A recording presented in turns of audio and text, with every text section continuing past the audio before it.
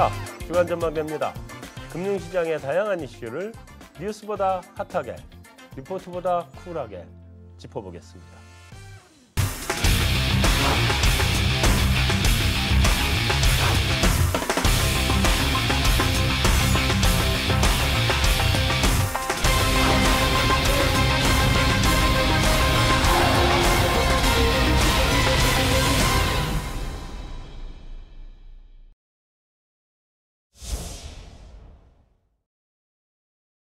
네, 안녕하세요. 안녕하세요. 안녕하세요.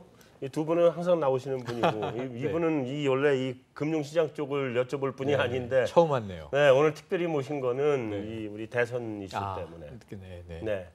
한국 경제가 사실은 조금씩 그 한국은행이 성장률 전망치도 좀 올렸고 IMF 쪽에서도 좀 올리고 있고 그래서 경제가 조금씩 살아나는 것 같기는 한데 사실은 지금 가장 큰 이슈는 대선인 것 같아요. 작년 말에 이제 촛불 시위가 터지기 시작하면서부터 지금까지 우리 정국이 어떻게 보면 이제 아노미 상태를 왔는데 아노미 상태를 오다 보니까 한반도를 둘러싼 그 국제 정세에서도 우리가 사실은 좀 배제돼 있는 그런 분위기였고 다음에 우리 경제 정책에서도 어느 누구 하나도 이게 힘을 가지고 컨트롤을 해서 나갈 수 있는 우리 컨트롤 타워가 완전히 없어져 있던 상황이고 그렇죠. 그래서 이번에 이제 대선이 끝나고 나면 어떤 형태든지 지금보다는 틀림없이 나아질 텐데 다만 그 지금 우리가 알고 있는 그 양강 중에 누가 되느냐에 따라서 그렇죠. 또는 나머지 후보들도 있긴 합니다만 누가 되느냐에 따라서 우리 경제가 앞으로 5년 동안 나갈 진로가 결정이 되기 때문에 그 부분에 대해서는 우리가 한번 좀 짚어보고 가야 되지 않나 이런 기본적인 생각입니다. 그리고 어떤 분이 어떤 정책을 내놨는지 그게 또 우리 시장이나 우리 경제에 미칠 영향은 또 무엇인지 오늘은 사실은 그 이슈를 가지고 얘기를 좀 해보려고 하고요. 우선 그 성장률 전망을 뭐 다 KDI도 올렸죠 이번에. KDI가 원래 굉장히 낮게 그 잡던 데 중에 하나인데 거기서 올려서 이제 우리가 이제 봄날은 실제로 왔는지 그것도 좀 궁금하고 그다음에 생산자 물가 지수는 좀 하락했죠. 그거는 또 어떤 의미가 있는지. 그다음에 우리 전반적으로 지금 그 안전자산 선호는 요즘 좀 아니죠. 채권 시장은 아니죠. 증권 시장 쪽으로 분위기는 온 것 같고. 그래서 이런 거 좀 일단 한번 좀 이야기를 좀 해주시죠. 일단 그 IMF 그리고 KDI, 한국은행 다 성장률 전망치를 올렸습니다. 많이 올린 건 아니고요. 한 0.1%포인트 정도 올렸는데요. 일단 상황 자체는 최악은 벗어났다. 뭐 이런 분위기인 것 같습니다. 그래서 작년 말을 좀 생각해 해보시면 탄핵 관련된 이슈가 있었고 사람들이 그 이마트라든지 이런 그 마트에 가서 소비 활동을 하기보다는 광화문 광장에 나와서 촛불을 들었다라는 거죠. 결과적으로 이러한 부분들이 이제 하반기로 넘어가면서 기저효과가 발생할 가능성이 높아졌고 대선이 끝나게 되면 어떤 후보가 당선되든지 간에 거의 그 내수 진작책, 내수 경기 활성화 그 방안은 나올 게 거의 뭐 확실해 보입니다. 그렇게 된다면 기저효과에 의해서 결국 그 우리가 그 국민소득 상등식에서 나오는 그 C와 관련된 컨선션과 관련된 부분들은 개선될 여지가 높다라고 보는 거고요. 여기에 더해서 글로벌 경기도 괜찮아요. 그래서 한국뿐만 아니라 수출을 중심으로 하는 대만이나 중국마저도 수출 증가율이 개선되고 있는 걸로 나오거든요. 그래서 내수 플러스 이런 대외적인 여건에 따라서 봄날은 왔다 이렇게 좀 정리해 볼 수 있지 않을까 싶습니다. 김전용. 네, 저도 뭐 일부 동의를 많이 하는데요. 말씀하신 것처럼 봄날이 온 것 같습니다. 다만 반쪽짜리 성장이라는 게 다소 좀 아쉬운 부분이다라고 할 수 있겠고요.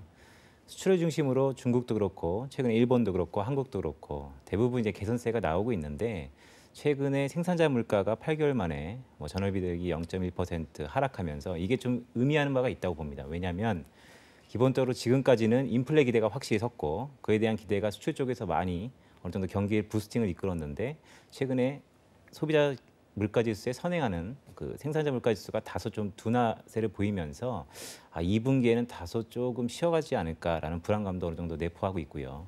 그런 측면에서 보면 물론 회복세는 섰겠지만 그에 대한 우려 섞인 기대감이 생각보다 그렇게 크진 않을 거다 이렇게 좀 보고 있습니다. 요즘 코스피가 많이 그 하락했잖아요. 그죠? 그러면 그 다시 반등하는 거예요?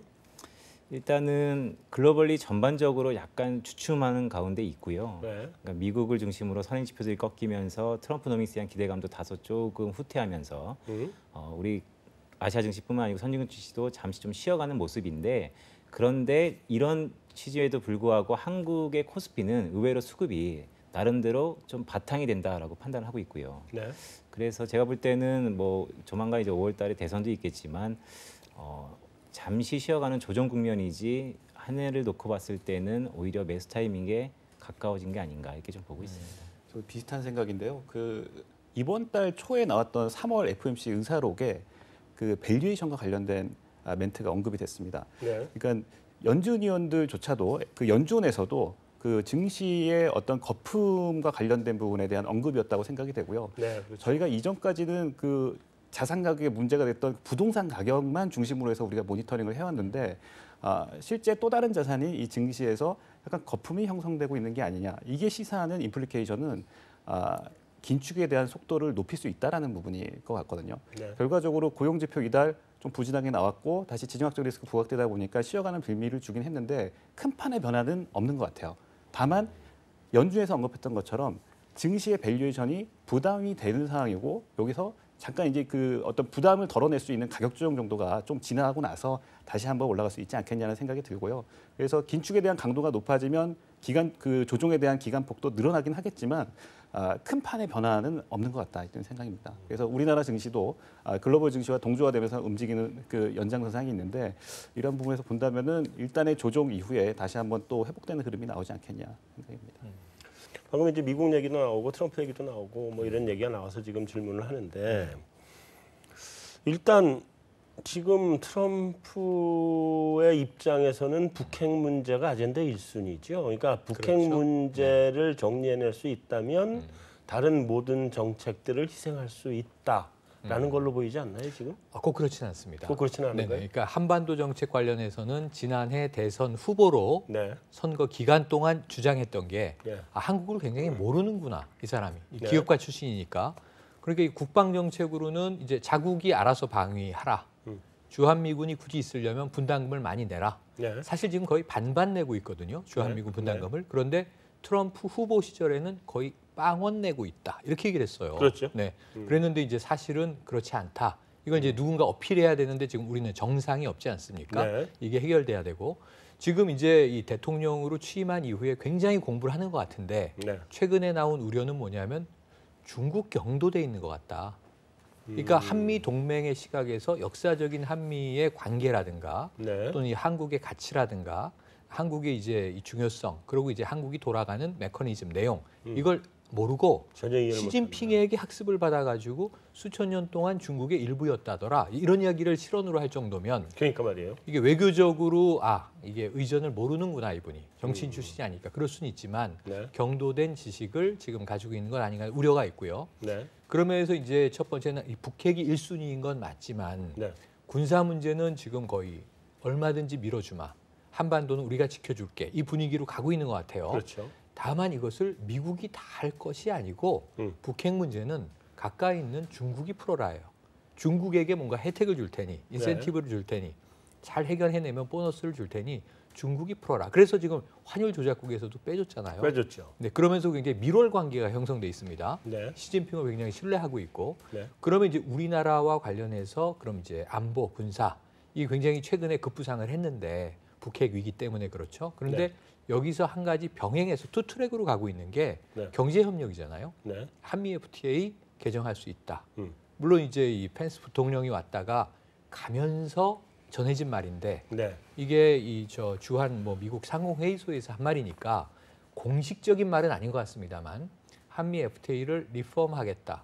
그럼 리폼이라고 하는 말이 뭐냐, 이게 지금 개선하겠다는 거냐, 재협상에서 개정하겠다는 거냐, 해석이 구구합니다. 네. 하지만 문제는 하긴 할 것 같다는 거예요. 사실 당선된 이후에는 FTA는 건드리지 않나 보다 했는데, 그건 우리가 그렇게 믿고 우리의 싶었던 것인 것 희망사항. 같고, 네. 실제로는 초지일관 약속을 실행하는 인물이더라는 겁니다. 네. 그래서 그 이제 위기가 하나 있어서 말씀하신 대로 북핵이 해결되면 나머지는 반사 오케이 이건 아니고 경제는 경제대로 군사안보 군사안보대로 투트랙으로 가는 것으로 지금은 추정이 됩니다. 네. 문제는 트럼프의 불확실성이 우리나라에 영향을 주겠지만 네. 우리 맞대응하는 우리의 수장 그러니까 이제 이 향후 대통령이 어떤 입장에 따라서 이게 인터랙션이 발생하는 거잖아요. 네. 그게 이제 그 불확실성이 해결되는 게 중요한데 지금 뭐 경제 얘기들 하고 계시니까 제가 한 가지 역대 선거 특히 대통령 선거마다 대통령 선거가 있는 해는 뭐 그냥 이 시쳇말로 해서 경제는 죽을 썼다. 지표들은 그렇더군요. 네. 흐름을 보니까 네. 그 이유는 불확실하니까 아무도 안 움직인 거죠. 네. 공무원들도 복지부동하고 정책도 실현 안 하고 우리가 레임덕이라고 얘기를 했는데 그런데 이제 올해는 장미 대선이다 보니까 하반기 경제는 상당히 드라이브를 걸 것이다. 네. 누가 들어서든지 지금 뭐 양강 말씀하셨지만 안철수냐 문재인이냐 이렇게 예측하고 있는 상황에서 네. 두 분 중에 누가 되더라도 제가 보기에는 뭐 시장 활성화는 잘 될 것 같아요. 이 여러분들의 낙관에 좀 편승하고 싶은 생각이에요. 다만 네. 한 가지가 이 삼약을 빼고 양강 중에 누가 되든 불가피한 거 하나는 대기업은 좀 상당히 여러 가지 이제 제도적인 어려울 거다. 규제에 직면할 것이다. 왜냐하면 지금 뭐 보수 정부 혹은 우파 정부가 아니라 진보 정부나 상대적인 좌파 정부의 가능성이 높기 때문에 네. 그것이 뭐 중도 보수를 끌어안은 안철수 후보가 되든지 아니면 전통적인 야권 지지를 기반으로 한 문재인 후보가 되든지 대기업에 대해서는 재벌 개혁 정책은 드라이브를 걸겠다고 지금 칼을 뽑은 상황이지 않습니까? 네. 그런 측면에서 뭐 이재용 부회장이 구속되어 있는 삼성을 비롯해서 저는 중장기적으로는 거쳐야 할 조정 기간이라고 봐요. 우리 기업들이 좀 총수 오너 중심 체제도 좀 해체가 되고 네. 어느 정도 이제 서구식 이사회 중심의 우리가 거버넌스 얘기 많이 하지 않습니까? 좀 개선이 되고 기업 투명성, 윤리성도 강화되고 그럼 중장기적으로는 좋을 것 같은데 이 재벌 개혁의 왜냐하면 이 정치가들은요 집권 초기에 개혁하지 않으면 2년 차가 지나면 못한다 이 생각이 네. 되게 뿌리 깊게 박혀 있어요. 그럼 올해 후반부터라도 뭔가 기업 구조 조정에 대한 드라이브를 걸 것이다. 또 박근혜 정부에서 해결하지 못한 지금 이 산업 부문 구조 조정 문제가 남아 있지 않습니까? 이걸 어떤 방향으로 틀 것인가? 이 불확실성이 5월 초반 중반에 이제 인물이 확정됨에 따라서 기조가 잡히게 되면 그 다음 이제 시장이 거기서부터 좀 드라이브가 걸려나가기 시작하겠죠. 그래서 한번 이 결과를 지켜봐야 되는데 양강이라고 이야기하는 안문은 경제 정책이 크게 다르진 않은데 안이 되는 경우에는 좀 민영화 흐름이 있을 것 같고요. 네. 문이 되는 경우에는 이제 어떤 정부 개입이 좀 강화될 것 같고요. 그리고 전통적으로 우리가 케인즈주의냐 아니면 자유시장 경제, 밀턴 학파, 프리드먼 학파주의냐 이 부분은 조금 재밌게 두 사람 사이에서 경향성이 분리가 되는 것 같습니다. 트럼프가 지금 말씀하신 것처럼 우리 이제 환율 조작 대상국 이런 건 다 안 했잖아요. 근데 그 펜스 부통령이 가면서 일본에서 한마디 흘렸잖아요. FTA 고친다. 맞아요. 그러니까 우리나라에서는 와서 중요한 이슈를 협의하는 데 와서 뺨 때리고 갈 수 없으니까 그렇죠. 우리나라에서 그 얘기 안 하고 있다가 일본에 가면서 얘기를 던지고 갔단 말이에요. 우리 들으라고 한 얘기겠죠, 뻔히. 자, 뭐가 제일 문제가 돼요? 어느 업종이? 예, 일단 가장 먼저 생각이 드는 것이 무역 적자 폭이 미국 입장에서 무역 적자 폭의 가장 큰 품목이 뭐냐일 텐데요. 일단 네. 자동차가 해당이 될 것 같습니다. 그래서 자동차는 우리 대미 수출 품목 가운데 가장 규모가 큰 산업이다 보니까 네, 일단 1차적으로 이쪽에 대한 이야기들이 나오지 않을까 네. 그럴 가능성이 있고요. 그럼 미국에 공장 하나 더 짓는다 그래야 되겠네. 뭐 그것도 대안 중에 하나입니다. 네. 근데 어쨌든 일단 통상 압력이 높아지고 있는 상황에서 일단 발언의 수위라든지 이런 것들이 한 단계씩 계속 상향 조정되고 있기 때문에 네. 이 부분은 계속될 것 같고요. 또 한 가지 파트는 이제 법률이라든지 이런 서비스 산업 쪽입니다. 서비스 산업. 네, 그래서 우리가 통상 얘기하는 부분은 서비스 쪽에 대해서는 개방 정도가 아직 좀 되게 더디게 나오고 있다라는 판단이 드는 것 같아요. 그게 그래서 비즈니스 서비스 쪽이죠. 네, 그래서 법률 뭐. 관련된 부분 쪽에서의 어떤 그 개방 압력이 높아지지 않을까 생각이 듭니다. 전자 쪽은 어때요? 전자 쪽도 피해가 좀 있을 것 같은데요. 근데 자동차보다는 좀 덜할 것 같고요. 삼성이 뭐 먼저 땡큐 했잖아요. 그게 이제 실현이 어느 정도 가시가 되냐에 따라서 조금 온도차가 있을 것 같습니다. 아, 그러게. 근데 뭐 말씀하신 것처럼 자동차가 가장 좀 피해가 큰 것 같고 네. 그리고 제가 오늘 잠깐 뉴스를 봤었는데 이미 철강 산업에 대해서는 뭔가 딴지를 걸기 시작했어요. 철강 시작했죠. 예, 그래서 아무래도 기초 산업들에 대해서 뭐 철강이라든지 자동차 쪽에서 조금 고전이 있을 것 같고, 네. 근데 가장 큰 거는 어쨌든 대미 무역에 관해서 미국산 셰일가스라든지 아니면 서비스업 쪽에 수입을 한국에 늘려줘야죠. 늘릴 수밖에 없을 것 네. 같다라는. 아니 근데 셰일가스 수입은 우리가 딴 데서 수입 안 하고 미국에서 수입해주면 되니까 그건 관계는 별로 없을 거예요. 문제는 그 경상수지 무역수지의 적자 폭을 줄여주는 거는 가능한데 우리가 수출을 산업 내에서의 수지 적자가 심하게 나는 산업, 자동차, 철강 이거는 때릴 거란 말이에요. 이게 이제 전자는 상대적으로 덜하다. 확실해요? 그건? 그래서 전자는 또 전자도 갤럭시 많이 팔고 있잖아 지금. 많이 팔죠. 근데 이제 그다음에 기본적으로 가전제품 많이 팔고. 그렇죠. 가공무역도 많이 하고요. 물론 완제품도 많이 하지만 네. 기본적으로 중국을 경유해서 가공무역도 많이 하기 때문에 직접적으로 한국의 IT나 가전, 반도체를 때리기보다는 중국을 때림으로써 우회적인 여파가 훨씬 더 크다고 보기 때문에 네. 그런 측면에서 보면 중국과의 지금 무역 관계가 어떻게 연결되냐에 따라서 한국은 물론 여파가 있겠지만 직접적으로는 자동차보다 좀 덜할 것 같다.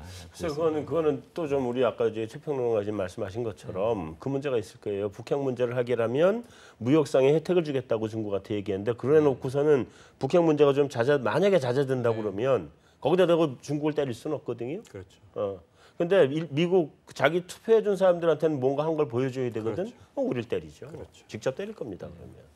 지금 말씀하신 그대로 펜스 부통령이 흘린 네. 한미 FTA 리폼에 대한 해석이 이런 해석도 있어요. 뭐냐면 한국을 펜스 부통령이 첫 방문하는 나라입니다. 네. 저 제임스 매티스 이제 국방장관도 우리나라가 첫 방한 지역이었어요. 네. 그러니까 첫 이제 그 순방 지역이었어요. 그러다 보니까 뭔가 미국 국민들은 지금 트럼프 행정부의 요직의 이 동선을 예의주시하고 있는데 그럼 코리아에 갔다가 오는 부통령은 무엇을 얻어올까? 그러니까 미국 자국민의 이제 시선도 있단 말이죠. 그렇죠. 그런데 이제 트럼프가 한국에 대해서 얘기한 건 두 개밖에 생각이 안 나는 거예요. 두 개밖에 없는 거예요, 사실은. 하나는 군사안보, 주한미군 비용 더 내라. 네. 두 번째는 한미 FTA 우리 미국 이 노동자들에게 굉장히 고달픈 사안이니까 이거 우리에게 불리하다. 재개정하자. 그러니까 그 얘기를 언급하지 않을 수는 없었을 것이다. 그러니까 언론 플레이용으로 흘렸을 가능성도 있다. 이게 가장 우리 입장에서는 해피한 케이스가 될 건데 그럼에도 불구하고 말을 계속 던지면서 이게 화제가 되면 결국은 이 미국 국민의 여론이 형성되는 거고 이 공약 이행률에 대한 또 이제 시민단체의 체크가 들어갈 거란 말이에요. 그러면서는 굉장히 좀 불안한 사안인 건 사실인 것 같습니다. 그거는 뭐 어떤 형태로 조금이든지 하려고 할 거예요. 뭐 네. 생색을 내는 차원에서라도 하려고 할 거고. 그래서 우리가 빨리 방미 사절단을 보내서 경제 사절단 보내서 뭐 비행기도 사오고 뭐도 사오고 빨리 사오고 셰일가스도 왕창 사오고 해야 되는데 대통령이 없어진 그걸 못 하고 있기 때문에. 그렇죠. 지금 그게 제일 큰 지금 문제입니다. 우리 같은 경우에는 이제 펜스 부통령의 발언에 따라서 굉장히 일희일비하고 있는데요. 실은 이제 미국 입장에서 본다면은 가장 중요한 그 협상은 나프타입니다. 나프타 재협상이 아마 가장 우선순위에 초점이 맞춰져 있기 때문에 이게 먼저 해결이 되고 나서 그 이후에 아마 한미 FTA가 다시 언급이 될 가능성이 높다라고 좀 볼 수 있겠고요. 그래서 우리에게는 약간 시간이 남아 있는 것 같습니다. 그러니까 빨리 뭘 해야죠. 시간이 남아 있고 나프타 협상을 통해서 우리가 배울 수 있는 부분들은 빠르게 캐치해서 좀 대응해 나가는 게 필요하지 않을까 생각합니다. 자 일단 그 우리 뭐 미국 얘기 이제 그만하고요. 대선 얘기로 특별 손님까지 모셨는데 미국 얘기만 하다가 시간 다 보낼 수는 없고 아까 말씀하신 거를 보면 문재인 후보가 되든 안철수 후보가 되든 하반기에 경기 활성화는 대대적으로 할 것 같다. 네. 말씀해 주셨고 그다음에 이제 문재인 후보가 되든 안철수 후보가 되든 기업들에 대한 구조조정이라든가 이런 것들은 피할 수 없을 것 같긴 네. 한데 그 문재인 후보는 좀 더 세게 할 거고 대기업에 대해서 안철수는 상대적으로 좀 좋게 할 거고 그래도 하긴 할 거고 네. 그다음에 문재인 후보의 경제 정책은 뭐 규제를 강화해가는 쪽이 될 것 같고 뭐 이런 말씀이셨죠? 그러니까 이제 뭐 흔히 증세 중심으로 네, 이 증세도 할 거고 국가 재정과 예산을 더 확보하면서 그걸로 이제 어디 주로 쓸 거냐? 주로 복지에 주로 쓸 겁니다. 네, 그러겠죠. 왜냐하면 이제 뭐 진보적 정부의 특성은 네, 뭐 결국 이제 휴머니즘에 기반해서 복지를 강화하되 국가가 강력하게 개입한다. 그러면 재원이 있어야 되는데 지금 이 재원은 세금을 더 걷는 것밖에 없으니까요. 네, 이 방법이 가장 일반적인 통상 방법인데 지난번에 이제 TV 토론에서 후보 간의 이야기를 하는 걸 보니까 자, 지금 문재인 후보가 재원 문제에 대해서 경제학 박사인 유승민 후보의 공격을 받고 받았죠. 제대로 답을 하지 못했어요. 네, 네 맞아요. 그래서 답을 정리해낸 게 뭐냐면 자, 그럼 사회적 합의 기구를 만들어서 재원 조달 방안을 논의하겠다. 근데 이게 굉장히 좀 말이 안 되는 이해가 안 얘기거든요. 가더라고요. 네네, 그렇죠. 네, 네. 그러니까 유승민 후보가 바로 그게 무슨 얘기입니까? 재원을 마련하는데 왜 사회적 합의 기구를 만듭니까? 그건 정부가 하는 일이죠, 사실은. 그렇죠, 정부가 기재부가 하는 일입니다. 네, 세금 올리든 말든 네, 그렇습니다. 정부 결정이죠. 근데 그 이야기즉슨 결국은 선거에서 표를 이식해서 간단하고 가장 뾰족한 정답을 얘기를 안 한 건데, 혹은 못 한 건데 문재인 후보가 증세는 불가피하다 이렇게 봐야 되겠죠. 그런데 여기서 이 재밌는 것이 법인세 문제에 대해서요. 그러니까 이제 일반 뭐 소득세라든가 개인들에 대한 세금은 이제 부자에게 더 걷겠다라는 기조란 말이에요. 그런데 이제 문제는 기업 활동에 대해서는 법인세 다 올리겠다는 거고 홍준표 후보만 법인세 낮춰야 된다. 지금 네. 이런 얘기를 했어요. 네. 그럼 결국은 누가 되든 양강 중에는 기업 입장에선 세율은 올라갈 것이다. 이렇게 이제 예측할 수밖에 없기 때문에 네. 기업이 또 이제 어떤 이 태도로 여기에 저항을 하거나 혹은 순응을 할 것인지 이것도 굉장히 중요한 우리나라 경제계와 관련된 대목인 것 같습니다. 자, 금융시장에서는 누가 더 좋아요? 얘기 충분히 들었죠? 일단은 홍준표 의원 빼고는 대부분 소액주주들한테 양도소득세를 걷는 것 같습니다. 그러다 보면 아무래도 외국인 투자 입장에서는 조금 부담스러울 수밖에 없고요. 그러니까 금융시장 전반적으로 홍준표 의원만이 아직까지 정책에 대한 색깔을 안 나타내고 있는데 그 여타 후보들이 된다면 일단 금융시장에서의 충격은 조금 있을 것 같다라는 생각은 하고 있습니다. 뭐로요? 소액주주들한테 네. 그 전까지는 양도소득세의 세금을 걷진 않았었는데 거래에 그쵸, 관한 예. 캐피털 게인에 대해서 그렇죠. 예. 그러다 텍세이션 하느냐 안 하느냐. 그렇죠. 예. 그러다 보면 소액주주라고 얘기했지만 결국 외국인 투자자 입장에서는 조금 부담스러울 수 있습니다. 위축 효과도 왜 외국인 투자자가 부담스럽죠? 소액한테 하는데? 한도가 2천만 원인가 그렇고요. 그러니까 그 전까지는 2천만 원 미만한테는 걷지 않았는데 이제는 그것조차도 폐지하게 된다면 결국은 무슨 소리냐면 다른 뭐 부동산이나 다른 거 같이 똑같이 세금을 걷는다는 얘기거든요. 네. 그러면 기존에 없던 세금을 좀 더 걷는다는 유인에 네. 있어서 조금 한국 증시 전반적으로 투자하는 데 좀 부담스러울 수 있을 것 같고요. 그 유인이 된다. 예. 그런데 물론 이제 뒤에 좋은 공약들도 많으니까 그 부분은 예. 뭐 캐피털 게인에 대해서는 과세를 하겠다. 예, 홍준표 의원만이 아직까지 색깔이 좀 없고요. 근데 그건 안철수 쪽에서도 뭐 한다는 얘기 없지 않았었어요? 안철수 후보 쪽에서도? 일단은 지금은 전부 기존 정책으로 내세웠고요, 공약을. 네, 그래요? 예. 근데 그건 이제 돼봐야지 알아요. 나중에 내가 여기 하나 질문이 여기 없는 질문을 또 할 게 있긴 합니다만 그건 또 돼봐야지 알아요. 일단은 지금은 다 내놓고 나중에 가서 보죠. 자, 그래서 예, 네. 비슷한데요. 그 이제 증세가 뭐 기조 아니겠습니까? 네. 모든 후보들의 약간 비슷한 공통점이 문과 안 후보 모두 다 이제 증세라는 키워드를 가지고 나온 것 같은데요. 근데 보면은 그 이제 캐피탈 게인에 대한 소득세는 이게 그죠. 이 세법을 바꿔야 되는 문제이기 때문에 통상적으로 시간이 좀 오래 걸렸던 것 같습니다. 네, 오래 그래서 걸리죠. 일단 단기적으로 그 어떤 후보가 당선이 돼서 대통령에 취임한다 하더라도 그 이후에 일련의 과정들을 보면은 그 어떤 그 계도 기간이 또 필요하고요. 그래서 이걸 시장에 알리고 공청회를 하고 이런 절차까지를 감안하면은 약간 이거는 좀 중기적인 이슈로 우리가 약간 좀 네. 부담이 분명히 될 수 있는 부분인데 이건 약간 네. 좀 중기적인 이슈일 수 있을 것 같고요. 뭐 개인적인 판단으로는 그 어떤 후보가 되든 문, 양, 그 안 어떤 후보가 되든 저는 오히려 이 불확실성을 걷어내는 효과가 훨씬 더 크기 때문에 오히려 더 금융시장에는 이 봄날을 강화하는 효과로 작용하지 누가 되든 되는 게 않겠느냐라는 좋겠다. 생각입니다. 아, 그래요? 예. 나랑 생각 비슷하네. 자, 일자리 내겠다고 다 둘 다 열심히 네. 떠들었잖아요. 그렇죠. 이 두 분 중에 한 분은 공공 쪽에서 일자리를 만들겠다고 그런 그렇죠. 거고, 그렇죠. 한 분은 뭐 4차 산업 뭐 이런 거 해가지고 일자리를 만들겠다고 맞습니다. 얘기하고 네. 있는데, 근데 일자리 만들어져요 그렇게 하면? 근데 공약을 깊이 보면 네. 예를 들면 이게 우리가 국민들이 선택을 해야 되니까 뚜렷한 특징만 비교해 보면 네. 그럼 문재인 대통령이 등장하면 그냥 공공으로 일자리 창출 다 하는 건가? 그러면 이제 안철수 뭐 벤처기업 CEO 출신이니까 그럼 민간기업 창업주로 활성화하는 건가? 뭐 저 ICT 쪽으로? 네. 그건 아니고 믹스돼 있습니다. 사실은 공약을 보면. 그렇죠. 근데 이제 이 문재인 후보의 공공 일자리가 좀 눈에 들어온 건데 이게 실효성이 있느냐 없느냐 공방을 서로 공격을 주고받아야 되니까 이제 한 거고요. 사실은 안철수 대통령이 등장하면 공공 안 느릴까요? 전 느릴 거라고 봐요. 재정 투입해서. 그리고 또 문재인 대통령은 그럼 민간 일자리 신경 안 쓰고 굉장히 쓸 거라고 봐요.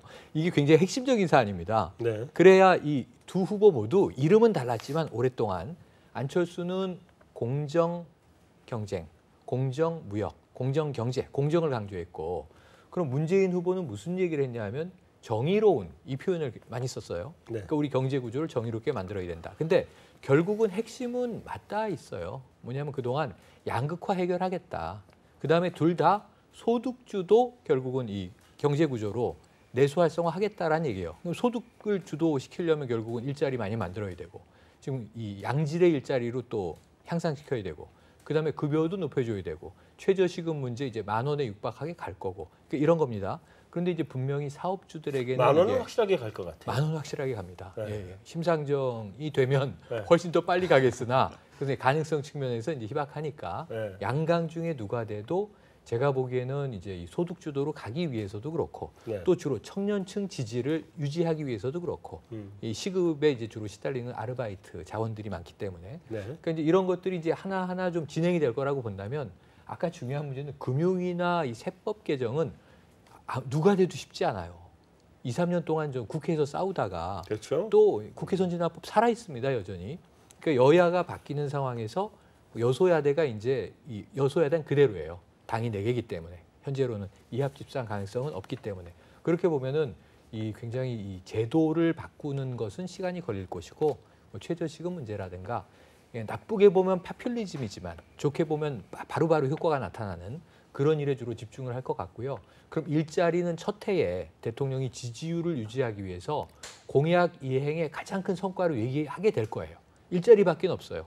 경제가 살아났다. 그럼 실업률을 잡아야 되잖아요. 그럼 취업을 늘려야 되는데 대기업을 엄청나게 압박할 겁니다. 제가 보기엔 문의는 아니 됐을 때 대기업이 제일 먼저 직면할 고통은 뭐냐면 그동안 사내 유보금을 인적 자원에 투자하라 이 압박을 받을 거거든요. 그렇죠. 그러니까 사실은 불확실성 때문에 유동성 문제를 해결하기 위해서 대기업은 또 대기업대로 나름의 전략으로 지금 총수도 잡혀가는 상황에 유보금을 축적하고 있었는데 이거를 적정 비율 풀어서 아니면 페널티를 맞을래 이거를 내부 사업에 투자할래. 내부 사업에 투자의 첫 번째 지표는 일자리를 얼만큼 늘렸느냐. 사람 뽑을래. 예, 또는 신입을 그중에 어느 정도 비율로 뒀느냐. 네. 이렇게 압박을 하면은 저는 기업은 별 수 없을 것 같거든요. 그래서 일자리 정책으로는 상당히 어느 후보가 이 대통령이 되든 밀어붙일 것이다. 그래서 여기서 이제 1, 2년 안에 기업들이 이제 승부를 보게 될 텐데요. 제 생각에는 이제 그 인력을 늘렸을 때 생산성을 높일 수 있느냐. 이 구조적인 문제가 있잖아요. 그 선순환은 정부의 이제 몫이 더 크냐, 기업의 몫이 더 크냐. 이제 이 공방을 또 시작하게 되겠죠. 그래서 저는 이런 이제 막 찌그럭버그럭하고 투닥투닥하는 과정에서 그동안 좀 많이 정체됐던 부분들이 어쨌든 기업 입장에서는 투자를 했으면 또 이익을 뽑아야 될 거고요. 정부 입장에서 일자리를 만들었으면 유지하기 위한 또 노력들을 이제 그 다음에 넥스트 수순으로 해야 되기 때문에 이렇게 흘러가다 보면 시행착오를 하거나 실패하는 영역이 있겠지만 그동안 좀 많이 멈춰있던 경제의 톱니바퀴가 조금씩 굴러가지 않겠느냐. 그래서 아까 처음에 두 분 전망하신 거에 저도 속으로 그렇게 될 것 같다 하는 이제 기대는 아까 봄날이라 그러셨잖아요. 이제 좀 원고에 써 있어서. 원고에 봄날로 돼 있으니까 그럼 이제 또 여름볕 도 오겠죠. 뭐 네. 가보는 거죠. 근데 이렇게 하면 그 일자리들이 좀 예. 생겨날 것 같아요. 저는 좀 큰 그림에서 보고 싶습니다. 저는 좀 부정적이긴 한데요. 네. 어떤 후보가 돼도 일자리 문제를 이렇게 풀기는 쉽지 않을 것 같다라는 생각이 듭니다. 그 이유는요. 글로벌리한 그 보호무역주의 확산 이미 트럼프 행정부에서 충분히 보여주지 않았습니까? 공장을 미국 내에다 지어라. 다른 데 짓지 말고 미국 내에다 지어라라고 하고 있는데 이게 비단 미국만의 문제는 아니고요. 글로벌리한 트렌드로 자리 잡고 있는데 결국 공장을 그 나라에 짓고 소비조차도 그 나라에서 하는 그래서 우리 같은 수출 국가들에게는 공장을 그럼 미국에다 지어야 되는 그러니까 최종 소비 시장에다가 지어야 되는 문제가 있거든요. 근데 마침 지금 말씀하셨던 것처럼 그 임금을 계속적으로 높이게 되면 결국에는 이거 채산성을 맞추기 위해서 공장을 어떻게 보면 이전해야 되는 문제들이 또 생기게 됩니다. 그래서 이게 좀 복합적으로 좀 이렇게 얽혀 있는 문제인 것 같아요. 그래서 우리나라에서 지금 당장 어떤 후보가 당선이 되더라도 어떤 고용과 관련된 문제를 쉽게 해결하기는 좀 어렵지 않겠냐는 생각이 들고요. 최근에 보면은 한국 경제 성장률이 3%가 쉽게 나오진 않고 있습니다. 지금 2.6, 2.7 저희가 서두에 말씀을 드렸는데 3%를 안 나온 게 저희가 90년대 이후로 쭉 보니까 IMF 때 그리고 2003년도 카드 사태 때 그리고 그 이후에 금융위기 때 그걸 제외하고 별다른 이벤트가 없는 상황에서 3%가 안 되는 거는 지금 거의 최근에 계속 3%가 안 되고 있거든요. 그래서 우리나라도 이제 저성장 국면으로 확연히 접어들은 상황이고요. 기업들 입장에서도 시장 자체가 커가지 않는데 계속 공장을 짓고 일자리를 늘리기 좀 어려운 상황이 아닌가 싶습니다. 그래서 저희가 최근에 저희 자체 팀 내에서 저희 회사 내 팀 내에서 글로벌 프로덕티비티라는 글로벌 생산력이 어떻게 변화되고 있냐 이 IMF 보고서인데 워킹 페이퍼로 나온 거를 같이 좀 스터디를 해봤는데요.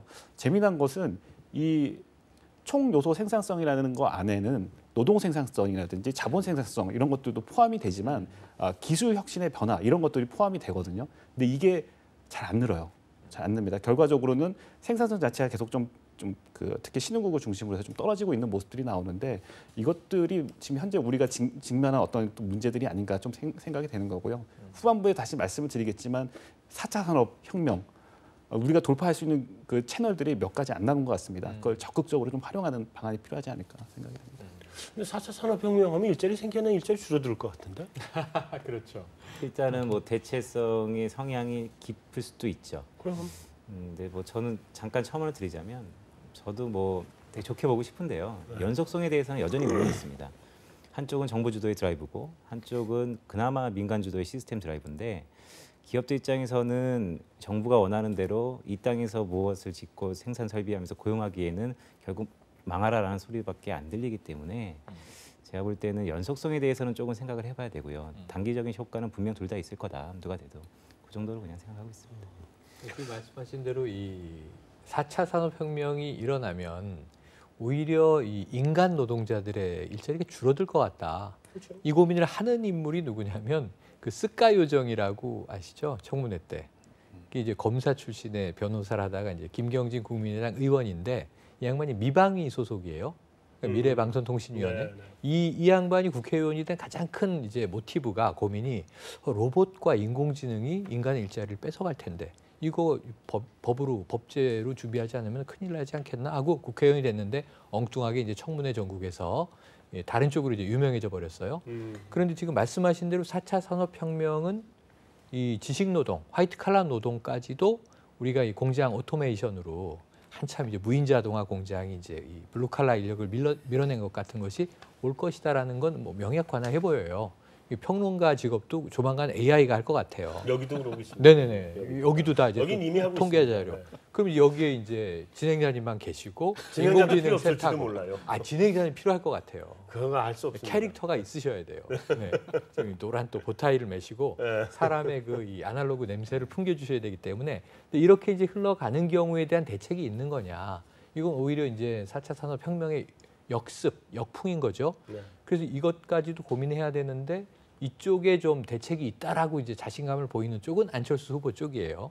그쪽을 좀 아는 이제 인물. 네. 그 문재인 후보 쪽에서는 제 생각에는 이 대목에 대해서는 경제 사령탑이 누가 인선되느냐 이게 가장 중요할 것 같아요. 사실 박근혜 대통령이 경제 살릴 것이다 국민들은 금방 예측이 안 되잖아요. 최경환 경제부총리가 처음에 부동산 중심 정책을 한 거 아닙니까? 그렇죠. 그래서 제가 그때 이제 빚내서 아파트를 샀다가 뭐 나라가 언제 이 대출 받아서 아파트 사라고 했습니까? 그래서 제가 굉장히 분노했던 적이 있어요. 그런데 이제 이번에도 경제 사령탑이 누구냐에 따라서 지금 뭐 문노믹스라고 이제 부르기 시작했죠. 거기서 이제 내용들이 채워져 나갈 테니 이건 좀 지켜봐야 될 대목입니다. 아까 말씀하신 대로 우리나라 대통령의 공약 이행률이 절반 안 되지 않습니까? 절반 30%도 안 돼요. 30%도 안 되지 않습니까? 20%대인데 그렇게 보면 지금 공약이 다 이행될 거라고 믿으면 우리가 바보가 되는 거고 그중에 핵심 공약 몇 개가 또 글로벌 시장 환경과 운때가 잘 맞아서 터질 것인가 이걸 지금 찍어보는 게 훨씬 좀 현실적이지 않나 싶습니다. 제가 좀 첨언을 또 드리자면요, 이 중국의 사례입니다. 중국에서 이제 공급가이 좀 지속이 되다 보니까 이게 이제 공장을 폐쇄하고 어떻게 보면 생산성을 맞추지 못하는 공장을 폐쇄를 해야 되는데 그러지 못했어요. 2015년까지의 상황이었습니다. 이유는 지방정부 차원에서 자체적으로 해결하라고 하니까 지방정부에서 아무도 말을 안 들었어요. 왜냐하면은 이 사람들이 실업자가 되면 다시 집에 가서 사회적 불만 세력으로 작용할 걸 우려했던 부분이었죠. 근데 이제 더 이상 안 되겠다. 라고 해서 2016년부터는 중앙정부 차원에서 이제 과감한 구조조정 드라이브를 이제 걸기 시작하거든요. 그래서 제가 생각하는 부분들은 만약 우리나라도 이 일자리에 초점을 맞춰서 구조조정을 늦추게 되면 구조조정이 빨리 필요한 산업들이 있는데 그러한 것들이 좀 지연되지 않을까라는 좀 우려도 솔직히 좀 개인적으로는 가지고 있습니다. 그래서 지금 현재 구조조정이 진행되고 있는 산업은 대표적으로 중후장대형 산업들, 그렇죠. 조선 쪽이 해당되지 않겠습니까? 그동안 좀 구조조정이 약간 좀 미뤄졌던 부분들이 있는데 이것이 새로운 어떤 리더십의 등장으로 인해서 이거 뭐 약간 좀 영향을 받지 않을까라는 좀 개인적인 우려감이 있긴 한데요. 뭐 아직까지는 방향이 잘 가고 있고 그렇긴 하지만 이 고용과 관련돼서 또 정치인 입장에서는 또 어떤 의사결정을 해야 되는 부분에 있어서 이것이 결과적으로는 국가 산업의 경쟁력을 좀 낮출 수 있는 부분으로 작용하지 않을까라는 좀 우려도 있긴 합니다. 예. 넘어가서요. 자, 사드 문제도 좀 시간이 많지 않아서. 네. 사드 문제로 넘어가면 우리가 얘기하는 양강 이 두 분이 계속 말을 왔다 갔다 바꾸네요. 그렇죠. 네. 둘 다 바꿨죠? 불구하고 둘 다 바꿨는데 약간 네. 차이는 있어요. 그러니까 안철수 후보는 국민의당 당론은 사드 배치 반대. 네. 이게 또 이제 어찌 보면 전통적인 야권 지지층이 네. 미국의 군사 무기를 왜 한반도에 배치하느냐. 핵은 아니지만 이제 이런 이제 입장인 겁니다. 네. 그런데 안철수 후보는 처음에는 이 사드 배치는 안 된다. 그랬는데 이제 점점 보수층의 지지를 유입하다 보니까 네. 자, 사드 배치는 필요하다. 그럼 이 말을 바꾼 명분이 뭐냐? 계속 공격받고 있잖아요. 그런데 이제 말을 바꿨다기보다는 상황이 바뀐 것이다. 네. 북한의 도발이 굉장히 위험해지지 않았느냐. 6차 핵실험도 지금 이제 다가온 상황이고 그렇다면 사드라도 없으면 어떡하느냐. 그래서 난 입장을 바꿨다. 이건 이제 커밍아웃을 다 했습니다. 네. 문제는 이제 국민의당 당론이 따라서 바뀌어줘야 되는데 그 당론도 바꿀 거라고 당대표도 이야기를 공언을 그렇죠. 했지만 네. 아직은 그게 의총에서 결정이 안 되면서 이 의심을 받고 있는 상황이에요. 그런데 이제 민주당의 문재인 후보는 또 상황이 완전히 달라요. 처음에 사드 배치 반대했잖아라고 공격을 하는데 명확한 워딩은 사드 배치는 득보단 실이 많을 것이다. 이렇게 얘기를 했어요. 그럼 이걸 반대로 볼 것이냐, 뭐 아니냐. 그다음에 이제 우상호 원내대표가 사드 배치에 대한 입장은 지금 즉시 발표하지 않겠다. 전략적 모호성.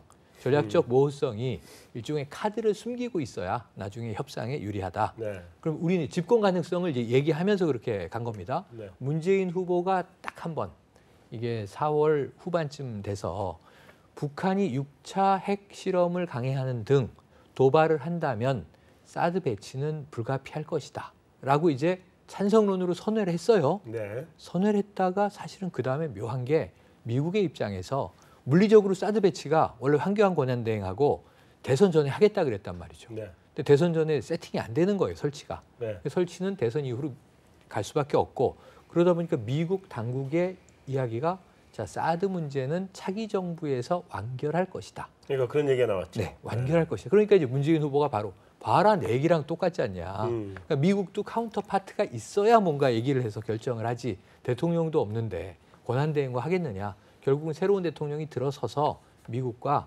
사드를 배치한다면 어떤 조건에서 대중 문제는 어떻게 할 것인지 대북 제재는 어떻게 할 것인지 다 마스터 플랜을 협의한 후에 확정되고 완결될 것이다. 그러니까 미국과 내 말은 같다. 이렇게 지금 주장을 하고 있는 거예요. 그래서 지금 이 공격받고 있는 대목에서 문재인 후보는 말을 바꾼 것은 아니지 않느냐라는 이제 대응 논리를 갖고 있고 안철수 후보는 말은 분명히 바꿨는데 상황 인식상 어쩔 수 없는 상황이다라고 또 이제 명분을 강변하는 것이고 그래서 저는 두 사람 중에 누가 대통령이 돼도 사드는 배치가 되는데 이 중국과의 갈등을 어떻게 무마하면서 배치가 될 거냐 이게 좀 중요한 대목일 것 같습니다. 네. 자 이제 중국하고 갈등은 별로 무마될 것 같지는 않고 문제는 네. 자 사드 때문에 우리 중국의 피를 많이 보고 있는 상태인데 그잖아요. 우리 그러니까 대체로 우리가 이제 중국 경기가 좋아지면 최대 수혜국이 우리나라거든요. 그렇죠. 우리나라 경기가 굉장히 영향을 많이 받는데 이번에 중국 경기는 좋아지는 것 같은데 1분기 96.9 나왔죠? 네네 맞습니다. 좋아지는 것 같은데 우리는 상대적으로 혜택은 좀 덜한 것 같단 말이에요. 자, 사드 관련주나 이런 것들 지금 좀 반등하는 분위기였던 것 같은데 앞으로 어떻게 봐야 돼요? 조금 반등했죠? 그걸 뭐 반등이라고 얘기하기는 좀 그렇고요. 그동안 너무 많이 빠져서 거기 너무 그렇죠. 컸기 예, 때문에. 낙폭이 워낙 커서 지금 뭐 사드 관련주의 사드의 싸차도 잘 못 꺼낼 정도로 많이 조금 안 좋은 상태긴 한데요. 네. 근데 이제 그나마 제가 한 달 전에 나왔을까요? 그러니까 G2 정상들이 만나면 조금 불안했던 것들이 풀려질 거다라는 기대를 좀 섞어서 말씀을 드렸었는데 그때는 그러니까 전 그렇게 봅니다. 그러니까 연말까지 갈 텐데 최악의 순간은 조금 지나지 않았을까. 근데 그게 그래서 주가에 반영되기에는 아직은 조금 불확실성이 있다. 다만 그나마 최악의 순간은 넘어갔다는 데 조금 의미를 두자라는 정도만 제가 좀 말씀드리고 싶습니다. 그러면 지금 들어갈 타이밍이 아니라는 거예요? 사드 쪽. 저한테 여쭤보시는 거죠? 네. 예. 일단 정리를 하면은 일단 낙폭이 굉장히 컸습니다. 그러니까 내가 낙폭이 지금 컸고, 낙폭이 크니까 이제 사고 싶은 마음이 드는 건데. 그렇기 때문에 이제 투자분들께서는 이 정도면 많이 빠진 거 아니냐라는 말씀들을 많이 하시는 것 같고요. 근데 이제 대표적인 종목들이 이제 CJ 관련주들이 있고요. 그리고 뭐 그 화장품이라든지 뭐 이제 요우커 관련된 뭐 이런 관련주들도 있지 않습니까? 네. 근데 요우커는 지금 늘진 않았어요. 늘진 않았고 한국 줄었죠. 네. 많이 줄었죠. 예, 줄었고 그런데 이제 그 동남아라든지 다른 나라에서 좀 오다 보니까 그거를 이제 메이크업 해주고 있는 정도라고 보시면 될 것 같고요. 중국 내에서는 한국산 제품에 대한 불매 운동이 이어지면서 매출액이 막 급감하는 현상들이 나오고 있습니다. 그래서 이게 아직 해결된 거는 타격이 크죠. 맞습니다. 지금 원래는 이제 유통에 대한 어떤 그 거기서 시작을 해서 지금 자동차까지 번져 있는 상황이고요. 이게 뭐 우리 IT 쪽까지 가겠냐 이런 상황인데 어쨌든 그 한국산 불매 운동과 관련된 그 공세가 상당히 강하기 때문에 아직 끝난 건 아니다 이런 생각이 듭니다. 하지만 중요한 건 대선이죠. 우리가 그 탄핵 정국 속에서 실제 중심을 잡지 못했습니다. 사드 관련된 이슈와 관련돼서 중심을 잡지 못했던 부분들이 있는데 이게 이제 대선 이후에는 풀리는 국면이기 때문에 최근에 어떤 반등이 나온 것이 바로 이러한 부분들 때문에 인 것이 아닌가 생각이 되고요. 두 번째로는 수급적인 부분이거든요.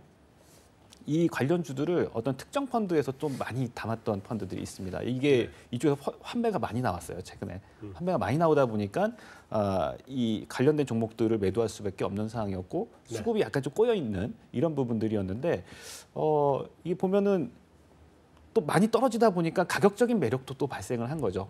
기본적으로 뭐 CGV 같은 회사 같은 경우에는 중국 내에서도 영화관 사업은 상당히 좀 잘하고 있습니다. 잘하고 있고. 중국만 있는 게 아니라 또 다른 나라에도 또 많이 있어요. 그래서 터키도 있죠. 맞습니다. 터키 있고요. 그다음 동남아 쪽에서도 베트남을 포함해서 사업을 하고 있고요. 또 우리나라에서도 하고 있고요. 그래서 고성장 기업이거든요. 근데 이런 기업들이 중국에 대한 영향으로 인해서 좀 급락했던 부분들이 일부 지금 되돌림이 나오고 있는 거고요. 그 혹자분들은 이제 그 또 이렇게도 말씀하시더라고요. 저희가 이제 그 자문사 분들, 투자 자문사 분들 하고도 이제 미팅을 가끔씩 하는데 이제는 좀 많이 싸진 거 아니냐 이런 말씀들을 또 조심스럽게 하시는 걸로 봐서는 뭐 일단 실제로 밸류에이션을 해보면은 그렇게 싸지는 않거든요. 여전히 왜냐하면 이제 이익단이 줄었기 때문에 네. PR은 막 그렇게 많이 떨어지진 않았지만 이 정도 단위면은 거의 이제 일단 8분 응선 정도는 넘지 않았나라는 이야기를 제가 하는 게 아니라 들었습니다. 예, 들어서 사드 그렇게 연구하시는 분들이 그렇게 평가하시는 분들도 있었다 이렇게 얘기를.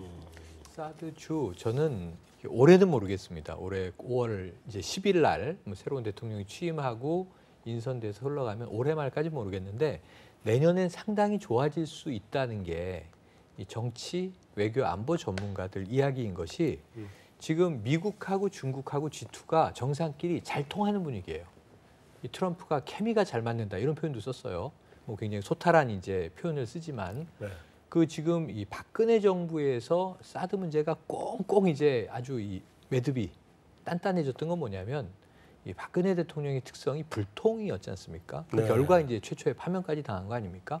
근데 어떤 이 인물이 들어서도 안철수 이 대통령이나 문재인 대통령이 되는 경우에 소통은 지금보다 훨씬 많이 강화될 텐데 네. 중국과 접촉을 하겠죠, 미국과 접촉을 하겠죠, 북한과는 모르겠습니다.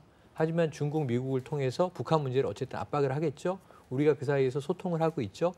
이 사실은 사드 문제에 대한 3자 해법이 나올 가능성이 있어요. 그러니까 이제 중국이 익스큐즈 할 거냐, 아니면 미국이 그래 배치 안 할게, 창고에 넣어놓게. 그 대신 중국이 북한한테 이런 전제 조건은 선결해 줘. 그러면 사드는 유보. 뭐 이럴 수도 있고요. 중간적인 절충 방안이 꼭 찬성 아니면 이 철수 두 사이에 여러 가지 옵션이 있는 거거든요. 그렇죠. 근데 그동안 이제 커뮤니케이션을 너무 안 했다, 박근혜 정부는. 그리고 거기에 대해서 이해도 못했을 거고 컨펌을 하지도 못했을 것이다. 근데 이 결과 이후에 새 정부는 조금 이제 누가 더 세련되게 접근하느냐에 따라 다르겠지만 한 6개월 이상 텀을 가지고 풀릴 것이다. 이렇게 보면 저는 여행 관광, 지금 내수 문제 때문에라도 6커가 아니라도 싼 커든 6커든 이 중국하고 좀 이동이 발생해야 되고요. 화장품 산업 좀 심각하고요. 제가 보니까 또 하나는 엔터테인먼트가 민주정부 시절에 주로 엔터테인먼트 산업이 꽃을 피워요. 박근혜 정부가 뭘 싹을 잘랐냐 하면 문화융성이라는 이름으로 문화의 싹을 잘라서 네. 그 이 박근혜 정부 초기에 취임식 때 누가 노래 불렀는지 기억나세요? 그때 최고의 글로벌 스타 싸이가 불렀잖아요. 네. 그래서 싸이가 이 문화융성의 사례, 창조 사례라고 박근혜 대통령이 자랑을 하면서 싸이의 인기가 시듭니다. 왜냐하면 싸이는 이렇게 약간 똘끼 있는 엔터테이너로 버려놔야 크는데 자꾸 국가의 상징으로 키우니까 네. 주눅이 들어서 그 다음에 히트곡이 안 나오잖아요. 민주정부 때 보통 권위주의가 탈권위로 갈 때 이 문화산업이 부흥하는데 대중문화가 그러면서 내년도에는 엔터테인먼트가 많이 좀 회복하면서 중국하고의 교류도 다시 되지 않겠는가. 중국이 아직 철수하지 못한 투자자분들이 남아있지 않습니까? 우리나라 저는 문화계에. 그 일본의 사례를 좀 보고 싶습니다. 네. 일본과 중국 간의 관계에 그 섬이 하나 있죠. 다오이다오. 네. 예, 그래서 센카쿠라고 일본 예, 센카쿠라고 중국은 하는 다오이다오라고 하고. 2012년이었던 걸로 기억을 하는데 그때 당시 일장기를 불태우고 거의 반일 그 불매운동. 관련된 불매운동 네. 굉장히 크게 달았던 기억이 있는데요. 그게 지금 일본을 방문하는 가장 많은 그 요커들이 가장 많이 가는 곳 중에 하나가 바로 지금 일본입니다. 그러니까 그 어떤 정치적인 뭐 부분과 그다음 경제적으로 선택하는 부분은 약간 좀 별개의 것이 아닌가 생각이 되고요. 우리도 반일 감정이 있지만 엔화가 갑자기 막 저렇게 막 되면은 엔저니까 지금 예. 다 나가잖아요. 예, 우리 다시 또 일본으로 가지 않습니까? 이게 결국 경제 수준이 높아지면 높아질수록 이러한 현상들이 이제 나오지 않을까 생각이 되는 거고요. 과거 일본의 사례를 보더라도 한 1년 정도가 지나고 나면은 사람들의 속성상 많이 있는 것 같아요. 그렇죠. 예, 그러다 보니 지금 정부에서의 정책의 지속성도 많이 힘이 떨어지죠. 1년쯤 맞습니다. 가면. 그 이상은 뭐 밀어붙이지 못하니까. 네. 그래서 뭐 그거는 이제 요 정도로 하고요. 네네. 다음 이제 우리 시간 별로 없어요. 이렇게 오래 얘기할 수 없어요. 해야 될 이슈가 많아 지금.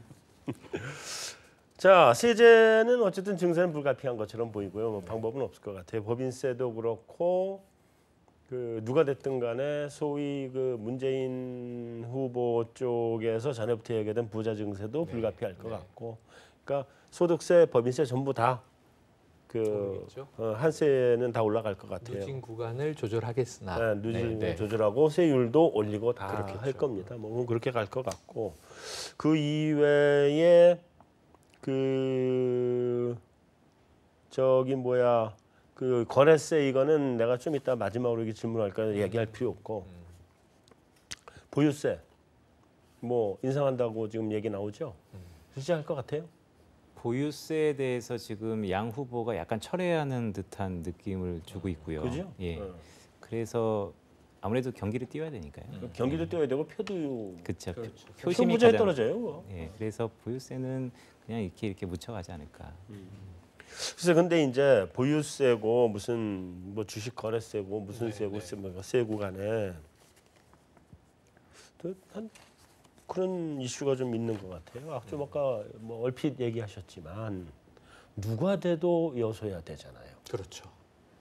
후보 5명 중에 누가 돼도 여소해야 되거든요. 이게 누가 무조건 되든지 이거는. 네. 맞습니다. 이거 무조건 여소해야 되는데 이게 이제 정당 간의 연합 우리나라에서는 불가능한 의원 내각제도 아니고 우리가 네네. 그냥 불가능이잖아요. 연정을 해본 적이 없죠. 연정 자체가 될 수가 없고 네. 뭐 이래서 그렇다고 하면 이런 세제 개편이라든가 이런 거는 국회에 가서 도장을 받아야 되는데 당연하죠. 예. 국회 도장 받을 가능성이 별로 없을 것 같아요. 표결이 될까도 싶고 의결은 더더욱 어렵죠. 그러니까요. 네. 거기다 또 한 가지 걱정은 뭐냐면 이건 어떻게 보세요? 사실 그 최경환 그 부총리 시절 뭐 그 시절에 사실 우리나라 금리 거의 대부분이 다 인하가 됐는데 네, 맞습니다. 인하된 이유가 재정 정책은 써야 되겠는데 재정 정책은 국회가 도장 받아야 되고 힘들고 금리 인하는 그냥 금통위에서 결정해 버리면 끝이니까 쉽게 서발견 회의를 통해서 압력 넣어서 금리 인하시키고 이런 거거든요. 네, 맞습니다. 선거 끝나고 그 재정 정책 그러니까 추경 편성 국회 가면 통과될까요?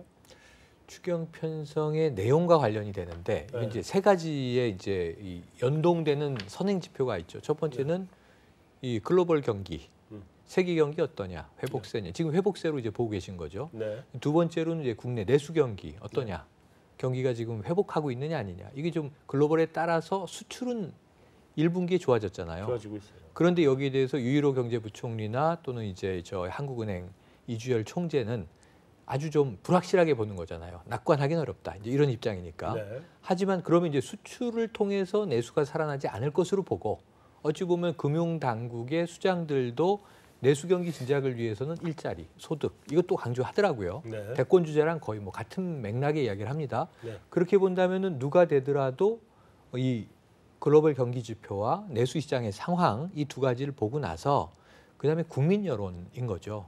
근데 이 국민 여론이 왜 중요하냐면 여소야대에서 지금 가장 의석이 많은 민주당이 집권당이 돼도 120석 가지고는 아무것도 못해요. 그럼 적어도 국민의당 정도가 따라와줘야 되는데 그렇죠. 국민의당은 지금 아마 문재인 대통령이 집권하면 가장 원수정당이 될 가능성이 커요. 네. 사사건건 반대할 가능성이 커요. 네. 양강구도에서 이제 패했기 때문에 당이 떨어져 나가고도 얼마나 많이 싸웠습니까? 원래도 사이가 안 네, 좋아요. 원래도 사이가 안 좋았고 지금도 치열한 상황인데 여야가 갈려버렸다. 그러면 이제 이거는 굉장히 협조를 받기는 어렵단 말이에요. 그럼 누구 협조 받을까요? 두 번째로 지금 많은 당이 자유한국당인데 90석 여당 도와줄까요? 이게 보통 문제가 아닙니다. 하나도 해결이 안 될 것이다. 저는 이렇게 보고요. 네. 그렇다면 이 정부 입장에서 차기 정부 입장에서 이 세법 하나든 뭐 하나든 지금 말씀하신 대로 경제 정책을 관철하기 위한 유일한 방법은 압도적인 국민 지지밖에 없는데 이것도 쉽지가 않은 것이 적어도 보수 진보 구도로 지역 구도가 타파된 건 이번에 아주 박수 쳐줄 일인데 결국은 보수 진보에서는 최대한의 지지를 끌어내도 50%랄 말이에요. 그럼 예를 들면 뭐 문재인 대통령의 정책을 지지합니다. 광화문에 촛불 집회를 몇만 명이 나온들 이걸 우리가 통합 여론이라고 보기는 어렵기 때문에 정치는 당분간 얼어붙어 있을 가능성이 매우 큽니다. 그래서 법제도적인 개선, 개편 혹은 뭐 혁신 이 부분은 사정기관을 통해서 할 수 있는 것 외에는 초기에는 쉽지 않아 보인다. 이렇게 단정하고 들어가야 될 것 같아요. 이제 사실은 이번에 더 문제는 여태까지 후보가 대체로 둘이었잖아요. 그렇죠. 양자구도. 네, 그러면 이제 어쨌든 누구 하나는 50일은 나오거든. 그렇죠, 그렇죠. 이번에 5명이 나온 상황에서 누구 하나 사퇴를 해도 누가 대통령이 돼도 40 넘어서 대통령 되기 힘들거든요. 40% 안팎이 될 것 같습니다. 그렇죠? 그 정도란 말이에요. 네. 5자 근처는 가지도 못할 텐데. 근처에 못 갑니다. 그런 지지율 가지고 일단 다음 정권이 초반에 힘을 받고 갈 수 있느냐 첫째 의구심이 드는 부분이고 그다음에 두 번째는 그 많은 야당들이 여당 잘 되기 바라겠어요. 그렇죠. 그것도 정권체 힘 빼고 시작해야 될 텐데 절대 도장 안 찍을 것 같아서 그래서 그 우리 금융시장에서는 재정정책 쓰니까 다음 정권에서 힘 받고 경기가 하반기에 좋아질 것 같다 이렇게 생각을 쉽게 하는데 이렇게 쉽게 생각할 건 아닌 것 같아요. 다만 그래서 마지막으로 두 분한테 한마디씩 질문을 던지면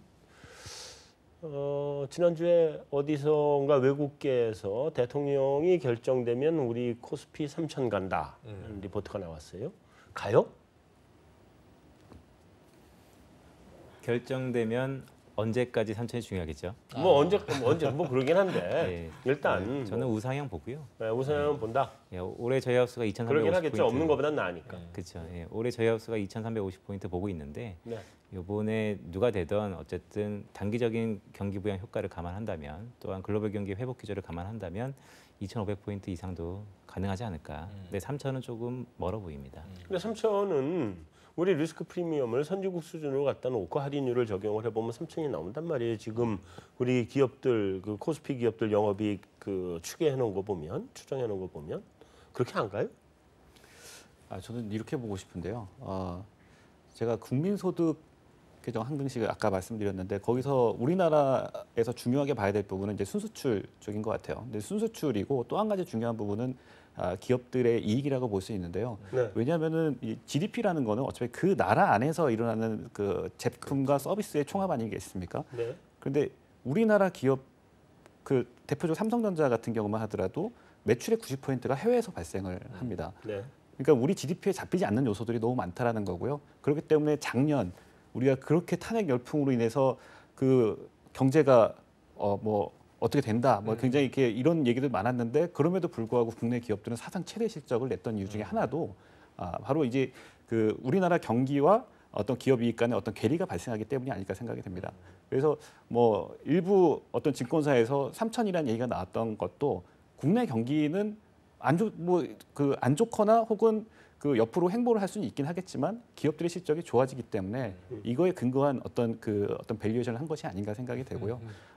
이제 본부장님께서 말씀하셨던 것처럼 우리나라 그동안은 계속 할인을 받아왔어요. 코리아 디스카운트잖아요. 코리아 디스카운트라고 얘기를 했고 그런데 지금 금융위기 이후에 우리가 잘 모르는 필리핀, 인도 막 다 이게 PER 18배 막 가고 있습니다. 그러니까 우리보다 거기는 네. 다 지금 프리미엄을 받고 있는데 맞습니다. 왜 우리는 아직까지 디스카운트? 이제는 신흥국조차도 프리미엄을 받는 시대인데 우리는 아직까지도 이 어떤 트랩에 걸려 있는 것 같은 느낌이 들거든요. 네. 근데 그게 영원히 지속되지는 않을 것 같다는 생각이 들고요. 네. 그래서 그 아까 김도원 연구원님께서 언젠가는이라고 이 기간을 약간 좀 이렇게 넓게 보면은 길게 보면은 충분히 뭐 가능하다라는 생각이 들고요. 다만 올해까지 놓고 본다면 뭐 그렇게 빠른 속도로 재평가를 받는 거는 뭐 어렵지 않겠나라는 생각입니다. 예. 아니 그 누가 됐든 간에 그 문재인 후보가 대통령이 되면 좀 아닐 것 같긴 한데 만약에 안철수나 이런 쪽에서 대통령이 되면 권력구조 재편하겠다는 얘기 했었잖아요. 네, 그렇죠. 권력구조 재편 쪽으로 갈 수밖에 없는 구조 아닌가요? 문이 되든 아니 되든. 갑니다. 그러니까 이게 권력구조 재편을 쉽게 개헌이라고 하면 네. 개헌을 이 대선하는 날 국민투표를 같이 하자 이렇게 이제 몇몇 주장하는 정치 사람도 세력이 주장을 했었죠. 네. 그 당시에 이제 반기문 유엔 사무총장은 불출마 선언한 상태에서 제3지대 이제 개헌 세력이 있었죠. 네. 그런데 이제 이 부분은 안철수 후보도 거기에 동참했던 입장이에요. 네. 거기에 유일하게 반대했던 것은 문재인 후보만인데 네. 개헌하지 말자가 아니에요. 합리적으로 대통령은 대통령대로 뽑고 그럼 새로운 대통령이 내년도 지방선거 때 개헌을 하도록 하자. 그러니까 다 개헌이에요 지금. 지금 다 개헌이죠. 네네. 그리고 지금 어차피 이제 대선은 목전에 왔고 네. 그러면 이제 개헌은 미뤄질 수밖에 없기 때문에 누가 돼도 개헌은 한다. 다만 이제 문재인 이 대통령이 등장을 하게 되면 거의 권력구조 재편은 어려울 것 같아요.